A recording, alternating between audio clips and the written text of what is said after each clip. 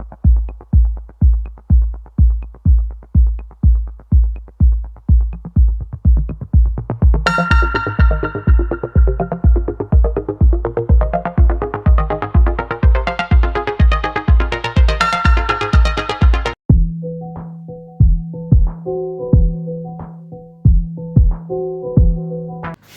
up everyone? Namaste. Welcome to my YouTube channel Gurkha Bonsai. आज चाहिँ म देखिराख्नु पर्छ यो चाहिँ पेन्जिङ स्टाइलको बोन्साई हो र आज यसमा वर्क गर्दैछु हैन। पेन्जिङ भनेको चाहिँ हामी कुनै पनि नेचरमा घुम्न जाने बेलामा चाहिँ एउटा ठुलो ठुलो पहाड चट्टान ढुङ्गाहरुमा चाहिँ ट्रीहरु सर्भाइभ गरिराखेको देखिन्छ हैन।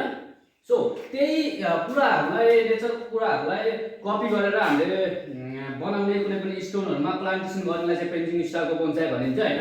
जुन यो ट्री यो ढुङ्गा यो देखिराख्नु भएको छ यो चाहिँ तपाईको सिमेन्टबाट बनाइएको आर्टिफिशियल स्टोन हो हैन। जुनमा चाहिँ 6 वटा सिम्पाको प्लान्टेसन गरेको थियो बट अहिले एउटा जुन यो पछाडिपट्टिको ब्यागको यो सिम्पाको चाहिँ अलरेडी डेड भइसकेको छ हैन। फर्स्ट तपाईहरु पनि बनाउने बेलामा चाहिँ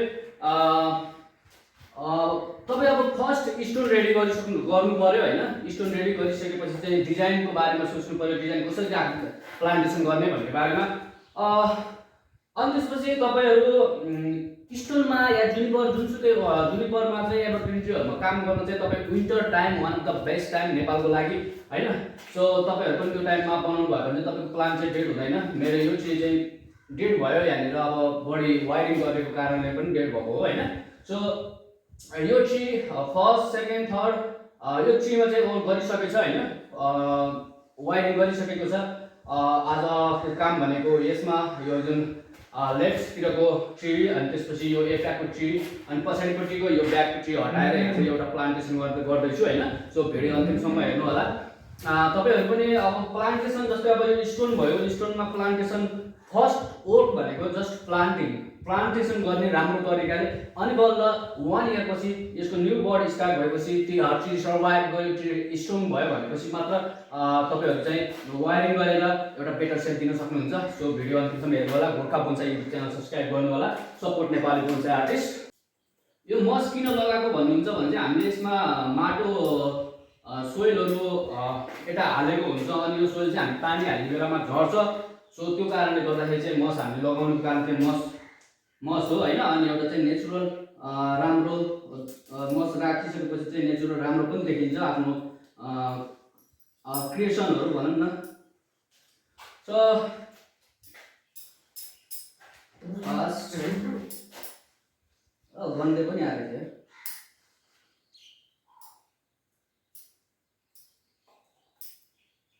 ओके।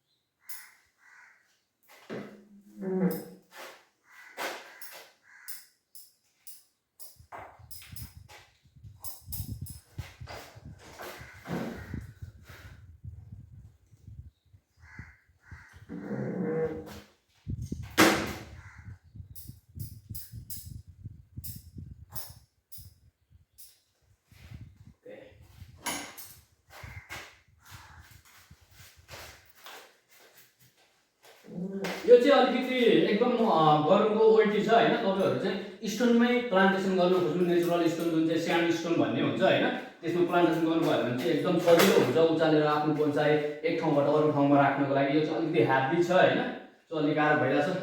ल ओके, म चाहिँ फर्स्ट यो ट्रीबाट स्टार्ट गर्छु हैन। एकदम स्ट्रङ छ हैन।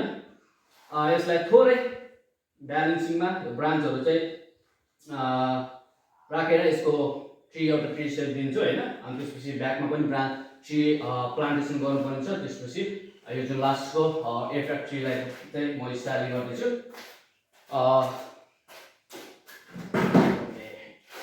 What did I do?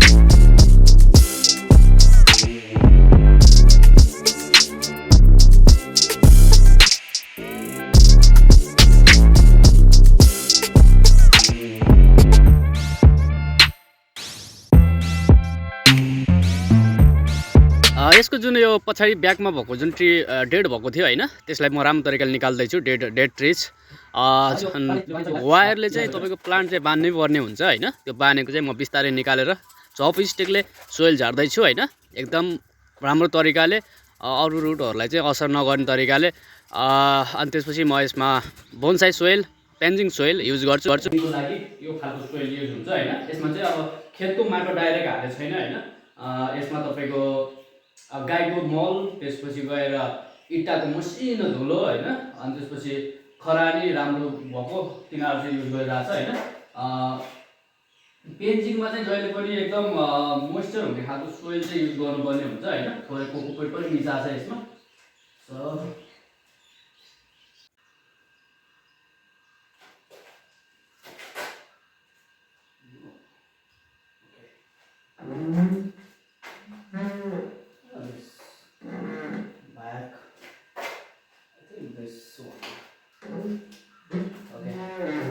यसमा चाहिँ अझै एउटा ट्री एड गर्दैछु। अहिले चाहिँ यसमा 6वटा सिम्पाको भयो होइन। यहाँनिरको यो यसमा पनि एउटा ट्री एड गर्दैछु, अलिकति अझ ब्यालेन्स, रकसँगको ब्यालेन्स बनाउनको लागि होइन।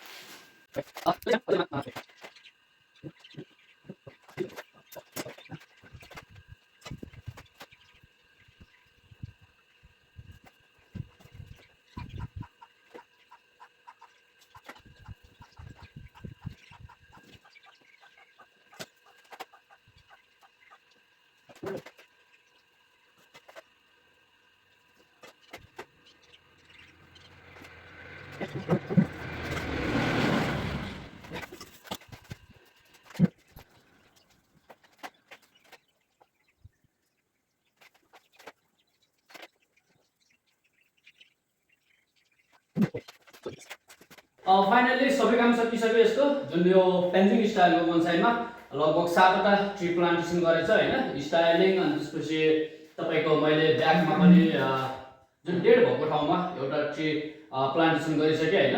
अनि यो साइडमा पनि यो ट्री अलिकति सानो छ, बट अलिकति अब पछि चाहिँ अलिक ठुलो भएपछि यो ठाउँहरू कभर गरेर यसले पछाडिको स्पेसलाई चाहिँ कभर गर्छ होइन।